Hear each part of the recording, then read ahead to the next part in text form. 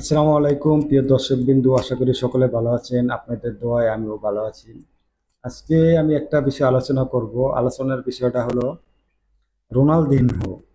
আপনারা হয়তো রোনালদিনহোরে সকলেই চিনেন, যারা ব্রাজিলের সাপোর্টার, যারা অন্তত ফুটবল খেলা বুঝেন, ফুটবল খেলা দেখছেন। আহ ইয়া থেকে আপনার 2000 সাল থেকে 2010 সাল থেকে যারা ফুটবল খেলা দেখছেন বা এখনো যারা ফুটবলের হাইলাইট দেখেন, রোনালদিনহোরে অবশ্যই চিনেন। সে বার্সেলোনা, তারপরে ইন্টার মিলান, সে এসি মিলান, সে একাধিক ক্লাবে খেলছে, চ্যাম্পিয়ন্স লিগ জিতছে, ব্রাজিলের হয়ে বিশ্বকাপ জিতছে 2002 বিশ্বকাপ, এবং দুইটা কোপা আমেরিকা ব্রাজিলের হয়ে জিতছে। তার নিয়ে কি আমি কিছুটা আলোচনা করব। তার নিয়ে আলোচনা করার বিষয় একটাই কারণ হলো, সে ব্রাজিলের সম্পর্কে কোপা আমেরিকা একটা মানে নেতিবাচক কথা বলছে। যাই হোক, এটা আলোচনা শুরু করার আগে কিছু কথা বলি। আমার ভিডিওটা যদি আপনাদের ভালো লাগে, লাইক কমেন্ট শেয়ার করবেন, আর আমার পাশে সবসময় থাকবেন। আর রোনালদিনো যে মন্তব্যটা করছে, এটা ফুল আলোচনা শুনে তারপর আপনাদের মন্তব্য আমার কমেন্ট বক্সে জানাইবেন। যাই হোক, আলোচনা শুরু করি। যেমন রোনালদিনহো, সে একটা কথা বলছে, একটা স্টেটমেন্ট দিছে যে রোনালদিনহো এবারের কোপা আমেরিকা সে দেখবে না। কেন দেখবে না? দেখবে না, সে এবারের মানে কোপা আমেরিকা যে দলটা আছে, সেই দলটা তার পছন্দ হয়নি, বা বর্তমানে ব্রাজিল যারা প্লেয়ার আছে তার ভালো লাগে নাই। ভালো না লাগার কারণও সে বলছে। ভালো না লাগার কারণ একটা হলো, বর্তমানে ব্রাজিল দলে যারা আছে তাদের মধ্যে জিত নাই। জিত নাই কোনটা, মানে ম্যাচ জিততে হবে এরকম কোনো জিত নাই, যেন ম্যাচ আমাদের যেমন হোক জিততে হইব, এরকম কোনো সংকল্প বা পরিকল্পনা ব্রাজিলের এই দলের মধ্যে নাই। তাই সে এই ব্রাজিলের কোপা আমেরিকার এবার কোনো খেলা দেখবে না। এখন আমার কথা হলো রোনালদিনহোর মতো একজন লিজেন্ডার প্লেয়ার, একজন ভালো মাপের প্লেয়ার, সে ব্রাজিলের বর্তমান দলটাকে সে সাপোর্ট করবে। আমি চাই সে সাপোর্ট করুক। আর ব্রাজিলের যে দুর্বলতা আছে সেটা সে ধরায় দেক। সে দলের সাথে সে সরাসরি থাকুক, বা যে দলে যে প্লেয়ারগুলো নিয়ে আছে তাদেরকে ভালো কথা বলে যাদের জিত আরো করুক।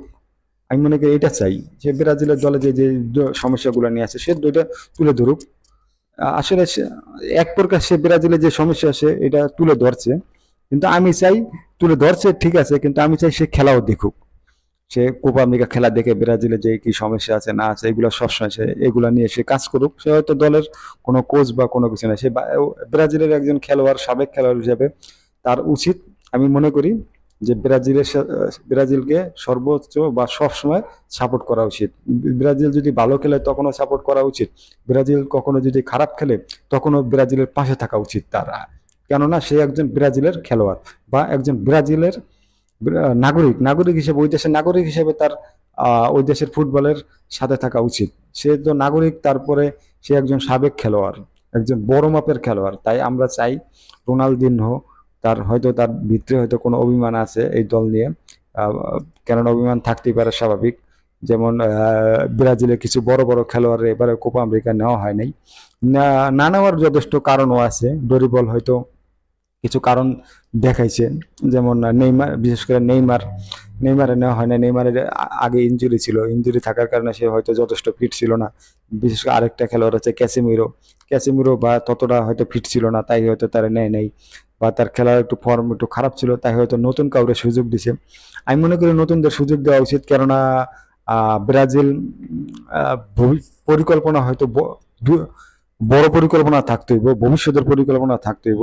তাই কেননা ব্রাজিলের সবচেয়ে বড় পরীক্ষা হলো আগামী বিশ্বকাপে কোয়ালিফাই করা, কেননা তাদের অবস্থা কিন্তু খুবই খারাপ।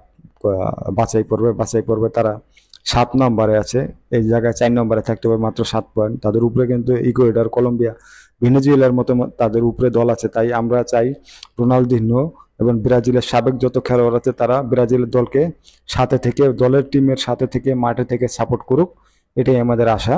যাই হোক, রোনালদিনহো সম্পর্কে আপনারা দর্শক, কিন্তু আপনারা কিছু বলার থাকলে আপনারা বলতে পারেন।